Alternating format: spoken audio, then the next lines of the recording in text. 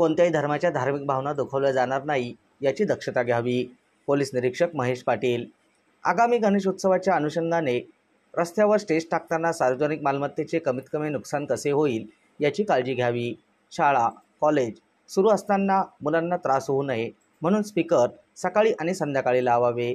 कमीत कमी ध्वनी प्रदूषण होईल याची काळजी घ्यावी. DJ सिस्टीमला शासनाची परवानगी नाही, मात्र मिरवणुकीत वाजवण्यात येणाऱ्या वाद्यांबाबत स्थानिक पातळीवर मार्ग काढण्यात येईल.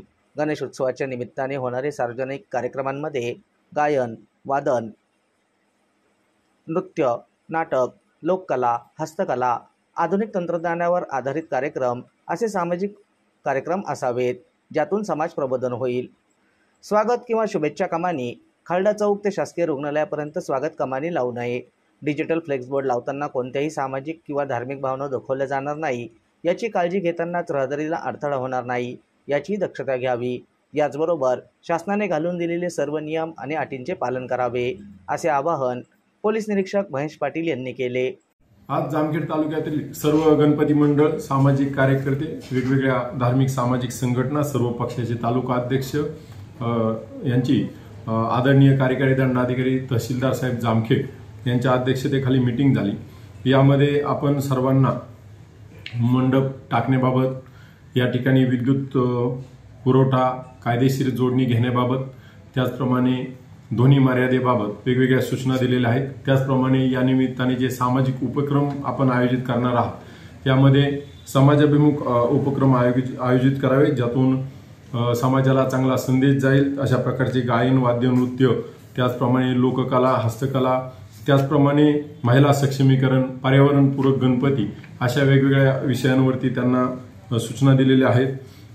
यामध्ये ध्वनी प्रदूषणाचे गंभीर परिणाम कुणालाही भोगावे लागू नयेत याबाबत त्यांना स्पष्ट सूचना दिलेल्या आहेत. त्यामध्ये दुसरी महत्त्वाची गोष्ट अशी आहे की कोणीही धार्मिक तेढ निर्माण होईल अशा प्रकारे कुठलेही बॅनर्स, फ्लेक्स लावू नयेत किंवा तशा घोषणा देऊ नयेत अशा सर्वांना सूचना दिलेल्या आहेत. आणि अंतिमतः सर्वांना हे सांगितलेलं आहे की कोणत्याही अफवांवरती विश्वास ठेवू नये. यामध्ये जरी कुठे काही घडलं आणि तरी सुद्धा अपने मोहल्ले में कुछ नहीं होने देंगे अशी सर्वांची भूमिका असायला हवी, अशा प्रकारचं सर्वांना मार्गदर्शन केलेलं आहे. यामध्ये जामखेड पोलीस स्टेशनने एकूण गणपतीच्या पार्श्वभूमीवरती आम्ही 8 लोकांना तडीपार केलेले आहे आणि एक MPDA केलेला आहे एक व्यक्तीवरती. एक वर्ष कालावधीसाठी त्या व्यक्तींना नाशिक जेलमध्ये स्थानबद्ध करण्यात आलेलं आहे माननीय जिल्हाधिकारी अहमदनगर यांच्या आदेशाने.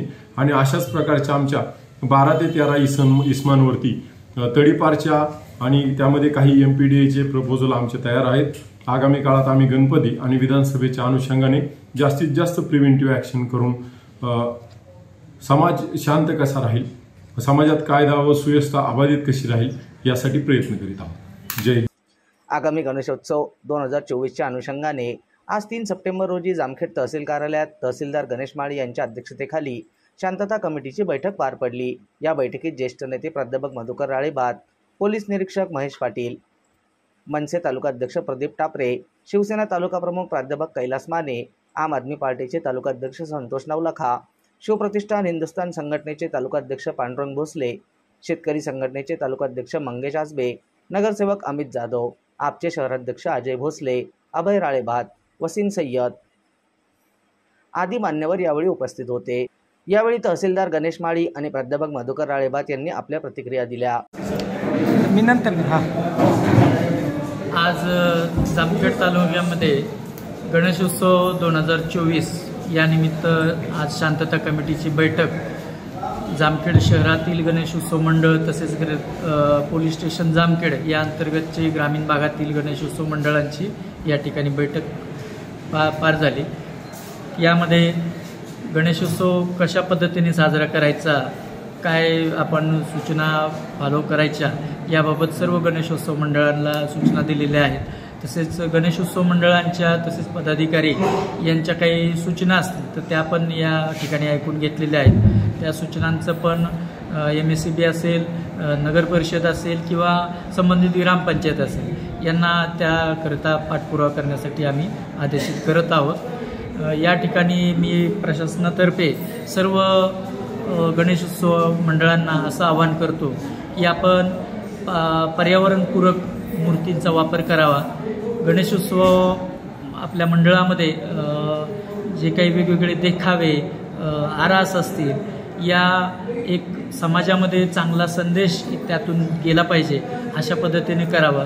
रक्तदान शिबिर, आरोग्य तपासणी, अंधश्रद्धा निर्मूलन या अशा स्वरूपाच्या समाजाला पूरक अशा ज्या काही बाबी असतील, अशा 9 ते 10 दिवसाचा कार्यक्रम आपण सर्वांनी करावा आणि त्या पद्धतीने एक समाजासाठी एक चांगला उपक्रम आपण या गणेशोत्सवाच्या निमित्तानं उपलब्ध करून द्यावा असं या ठिकाणी मी आवाहन करतो. गणेश उत्सव हा सण 7 तारखेला येत आहे. जामखेड तालुक्यातील जे मोठी मोठी मंडळं गणपती बसवत असतील त्या सर्व गणपती मंडळाला मी खूप खूप शुभेच्छा देतो.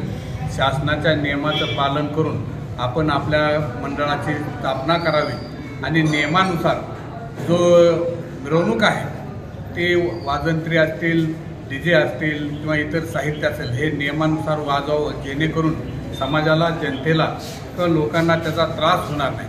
आणि ह्या गणेशाच्या मूर्तीचं विसर्जन करताना त्या ठिकाणी पावित्र्य पाळलं जाईल अशा पद्धतीचं त्या ठिकाणी विसर्जन करावं. गणपती हा सण लोकांना एकत्र करण्यासाठी आहे, लोकांच्या भावना समजून घेण्यासाठी. त्या भावना आणि एकत्रीकरण चांगल्या पद्धतीने व्हावं की ज्याचा उद्देश हा समाज जुळवण्याचा आहे, तो उद्देश या सणाच्या माध्यमातून आपण साध्य करावा असं सर्व मंडळाला मी या ठिकाणी विनंती. शासनाने गणेश मंडळांच्या देखाव्यावरती किंवा त्यांच्या कामावरती बक्षिसे ठेवलेली आहेत. त्यामध्ये सगळ्या मंडळांनी रक्तदानासारखं शिबिर आयोजित केलं आणि रक्ताचा पुरवठा जर रक्तपेढ्यांना केला तर तो कुणाच्या तरी माणसाचा जीव वाचू शकतो, एखाद्या लहानग्याचा जीव वाचू शकतो. समाजातील अडचणीतल्या माणसांना त्याची गरज पडू शकते. रक्त हे काय कुठल्या कंपनीत तयार होत नाही, प्रत्येक माणसाच्या शरीरात तयार होणार आहे आणि तो प्रत्येक माणसाला लागणार आहे. तिथं जात, धर्म आणि पंथ पाळला जात नाही रक्ताचा. आणि म्हणून गणपतीच्या या कार्यक्रमामध्ये जास्तीत जास्त रक्तदान करून माणसांनी आणि मंडळांनी गणेशोत्सव मोठ्या आनंदात साजरा करावा. मंडळांना विनंती राहील की मंडळाने देखावे करताना इतर धर्मियांच्या किंवा लोकांच्या भावना दुखावल्या जाणार नाही. देखावे हे समाज जागृतीचे असावेत आणि लोकांसाठी शैक्षणिकदृष्ट्या उपयोगी पडतील असे असावेत. याची त्यांनी काळजी, खबरदारी घेतली तर निश्चित महाराष्ट्रात त्या मंडळाचाही प्रथम क्रमांक होऊ शकतो आणि शासनाचे 5 लाखाचे बक्षीस त्या मंडळाला मिळू शकते. प्रतिनिधी नासिर पठाणसह पत्रकार अशोक निमोणकर, जामखेड. मौज मजा मस्ती मध्ये रमते मन, निसर्गात नंदनवन साई बन. मौज मजा मस्ती मध्ये रमते मन, निसर्गात नंदनवन साई बन, साई बन. सुटीचा आनंद लुटू झाडी हिरवीगार, प्राणी पक्षी कारंजे धबधब्यांची धार. ला ला ला ला ला ला ला ला ला ला ला ला ला ला. निसर्गातलं नंदनवन साई बन, साई बन. टेन्शन पासून राहू दूर, आनंद घेऊ पुरेपूर. अल्पावधीत लोकप्रिय झालेलं पर्यटन स्थळ साई बन.